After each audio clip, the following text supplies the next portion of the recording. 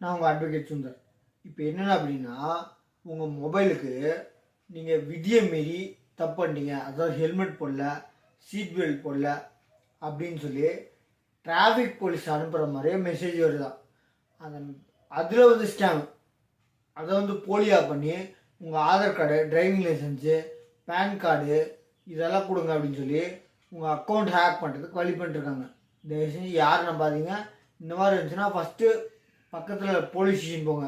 இல்லை traffic surgeon ஏதாச்சும் இருந்தாங்கன்னா சப் இன்ஸ்பெக்டர் ஒரு மொபைல் மாதிரி ஒரு டிவைஸ் வச்சுருப்பாரு, அதில் போட்டு செக் பண்ணுங்கள். செக் பண்ணிவிட்டு அப்படி இருந்துச்சுன்னா அவர்கிட்டே பே பண்ணுங்கள். தயவு செஞ்சு யாரும் எதையும் நம்பி மெசேஜ் லிங்க் வந்துச்சுன்னா கிளிக் பண்ணாதீங்க. இது போலி ஸ்கேம்னு சொல்லி உங்களுக்கு வந்திருக்கு, ஒரு மெசேஜ் கொடுத்துருக்காங்க போலீஸு, உங்களுக்கு அப்டேட் பண்ணுறேன். யாரும் ஒரு மெசேஜில் லிங்க் வந்துருந்துச்சு இதை கிளிக் பண்ணுங்க அப்படின்னு சொன்னீங்கன்னா அதை வெரிஃபை பண்ணாமல் கிளிக் பண்ணாதீங்க. அந்த மாதிரி எதையும் மெசேஜ் வந்து லிங்க் கொடுத்து எந்த போலீஸும் எந்த எந்த ஸ்டேட் கவர்மெண்ட்டும் சொல்கிறதில்ல.